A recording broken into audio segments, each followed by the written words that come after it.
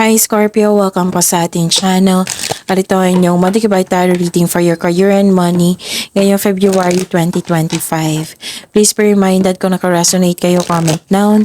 Kung hindi kayo naka-resonate, ibigay niyo po sa iba kasi channel reading po ito. This is for you Scorpio ngayong February 2025 sa inyong career and money po.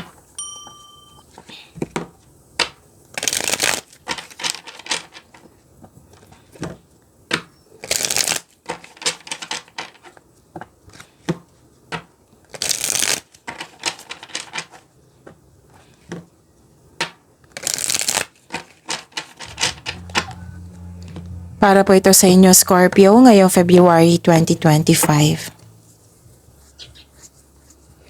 Maraming salamat po sa inyong patuloy na suporta at maraming salamat din po sa mga hindi nag-skip ng ads. Gamitin ang reading na ito bilang gabay lamang. Sa mga hindi pa nag-subscribe, subscribe na po kayo at click bell notification para malaman nyo na may bago tayong video. Para sa mga gusto magpa-reading po, may lumabas dyan sa screen nyo ngayon. Panoorin nyo po, sundin ng instruction.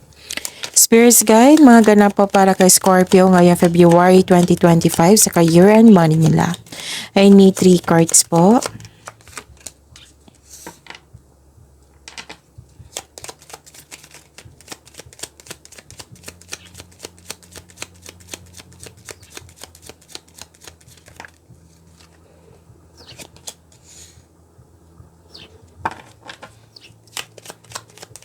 Scorpio.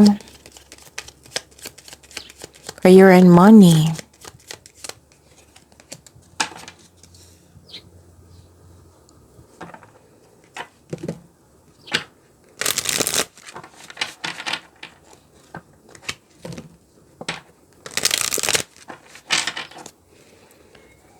Spirits Guide, mga mensahe po para kay Scorpio sa career and money nila ngayong February 2025.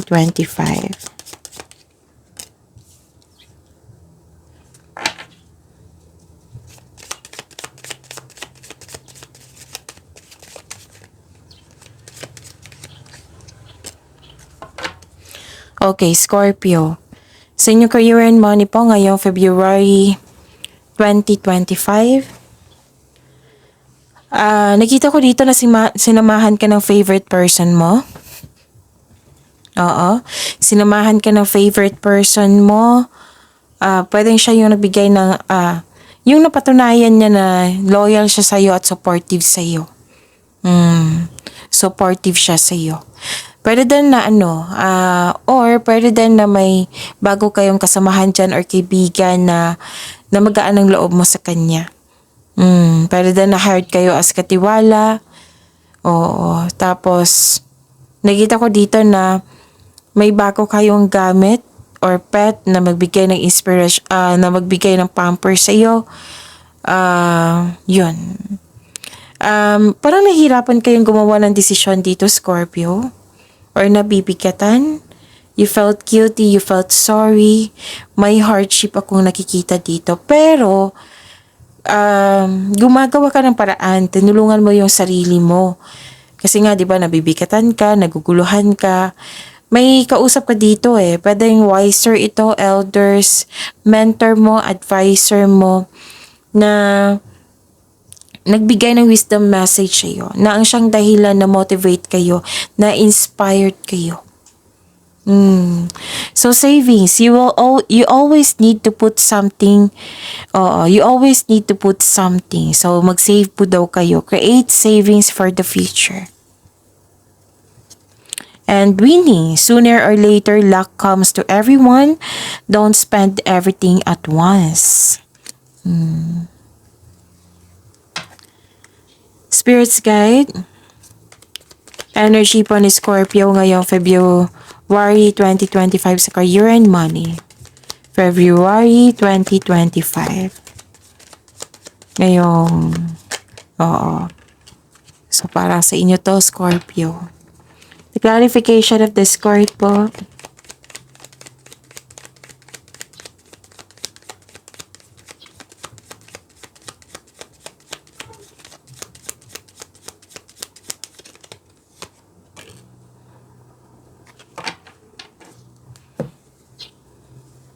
Okay, kung may narinig kayo o may nakita kayong repeating message, meaning to say pinupush ng cards niyo yan kasi ang ilan sa inyo hindi pa binigyan ng atensyon. Na kung maaari din po, bigyan niyo po ng solusyon at aksyon. Remember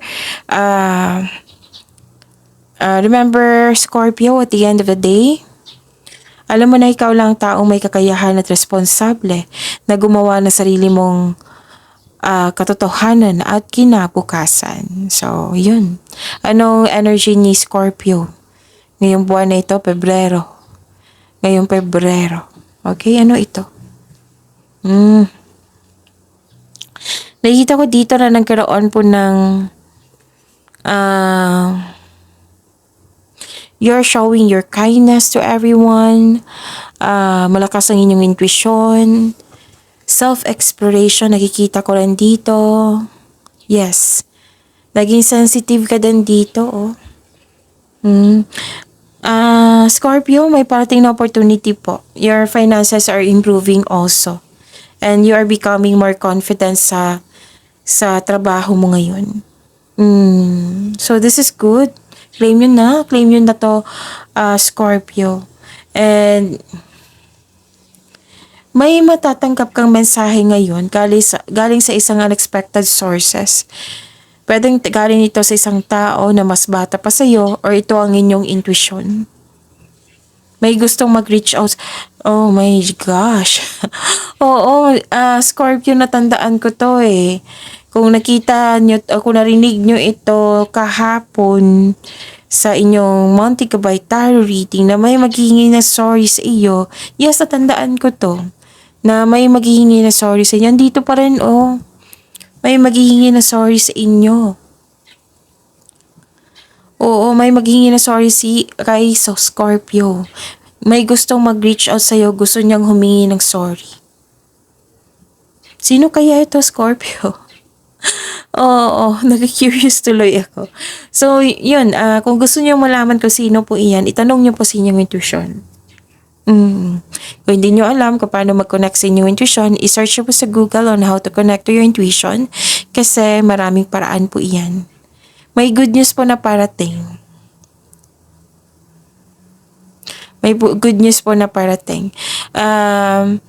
Don't let your emotions get in the way. Kasi itong good news na ito, magiging emotional ka eh. Okay? Wala namang masama sa kanyang pag-express niyan. Kailangan lang ng pagbalanse po. Baka kasi mapaapektuhan ka na masyado. Pero this is good news eh.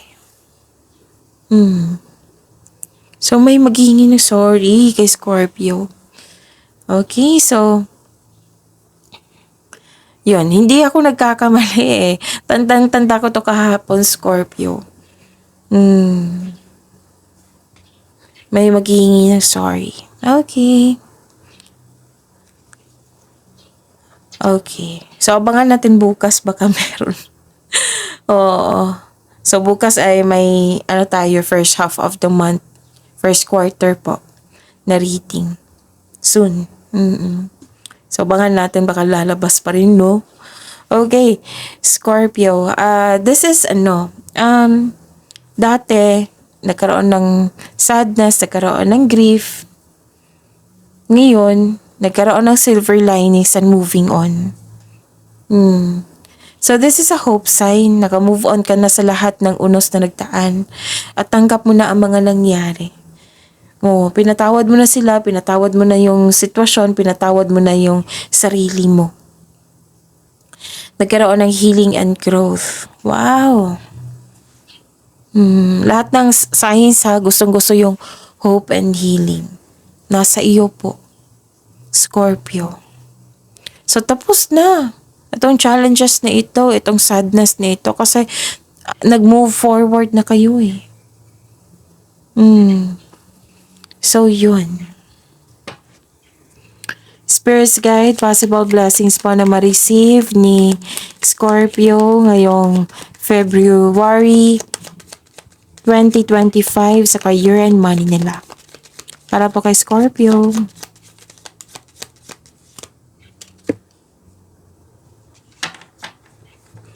And the clarification of this card po. Okay, kunin ko to ha kasi mas Nakita nyo na yun, nauna na, nakita na. Okay. Ano ba yung blessing sa binigay sa inyo, Scorpio? Hope and healing pa rin to. Dalawang card na nagsabi dito, Scorpio. Nag-move forward ka. Nag-move forward po kayo. Kahit mabigat sa inyo, kahit nahihirapan kayo, kahit disappointed kayo, nagpasya kayong tulungan yung sarili mo na mag-move forward. May plano kayong mag-resign para subukan yung ibang career opportunities. Wow, ang ganda nito, Scorpio. May parating po na pera, oh. Winning, savings, may parating na pera. Nag-clarify talaga. So, wag niyong kalimutan ni save ito, ha. Don't spend everything at once. So, control on overspending. Pwedeng malaking pera to. Kasi, nakita ko talaga dito na nagsisave kayo tapos may nag-spend. So, claim nyo itong parating na pera and control it, ha. Mag-save po. Yun yung paalala ng card nyo po. Pwede din pagkakataon na magbibigay sa iyo ng financial stability. Yes, nakita ko dito yung magkakaroon ka ng financial stability. Magkakaroon siya ng pagbalanse, magkakaroon siya ng pagkakasundo, magkakaroon nga siya ng pagbabago. Okay? May nakita talaga akong paglilipat dito. Pwedeng kayo ang lilipat, pwedeng may maglipat na concern mo. May uuwi, may ganyan. May ganyan po, Scorpio. So this is good kasi nagkaroon na ng pagkakaisa. So be patient. Okay? Basta umiiwas ka na sa toxicity. Nagpasya nga kayo dito mag-vacation leave o magpahinga. Pwedeng nagpahinga kayo ngayon, nag-rest day kayo ngayon. Kung kailan nyo ito napanood. So, mahalaga to, pag-move forward at pag-balance. Dalawang card na nagsabi dito pag-balance. Ang ganda ng blessings nyo. Scorpio. Nakita ko dito na actually may masungit na tao na parang nagkikwento ka dito, may masungit na tao, tapos nagbigay ako ng mahabang pasensya. Ganun. Basta nagbigay ka ng mahabang pasensya at pag-intindi. And may paalala, another card na nagsabi dito, ha, dalawang card na nagsabi dito, Scorpio, na pay attention to your income at sa paggasta. Lumabas siya dito sa dalawang card nyo, lumabas din siya dito sa dalawang card nyo. Pay attention to your income at sa paggasta. You are guided to find peace. Lagi itong lumalabas sa inyo, Scorpio, kasi madasalin kayo. You are divinely guided po. May magbibigay ng, maaring nagbigay ito ng signs. Okay? You're divinely guided. Maaring nagbigay ito ng signs sa pamamagitan ng isang tao or kaibigan na maaring makatulong sa struggle mo ngayon. Kaya have patience as the universe goes to work to bring your desires into reality. May may gagamitin si God na isang tao para makatulong sa struggle mo ngayon. Kailangan mo lang ng mahabang pasensya kasi gumagawa ng paraan si God. Ang universe goes to work to bring your desires into reality. Tutulungan ka talaga. Ang ganda ng nyo? Blessings nyo. Okay? Okay, so yun. Nagbigay ka ng mahabang pasensya dito. Basta nagkaroon ng balanse, nagbigay ka ng mahabang pasensya.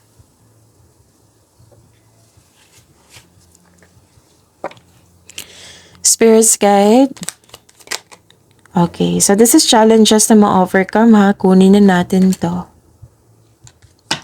And the clarification of this card po. Okay. Gusto nyo ng mais? Hayaan natin. Okay? Na dumaan lang yan. So, maraming salamat po sa patuloy na tiwala, suporta sa ating channel. At maraming salamat din po sa mga hindi nag-skip ng ads. Ano ito? Nakita ko dito na nagkaroon po ng may ganap na negotiation for a raise ng allowance, sweldo, or kontrata. Yes, magkakaroon siya ng successful agreement. Basta may ano dito, pag level up, yung pag-angat.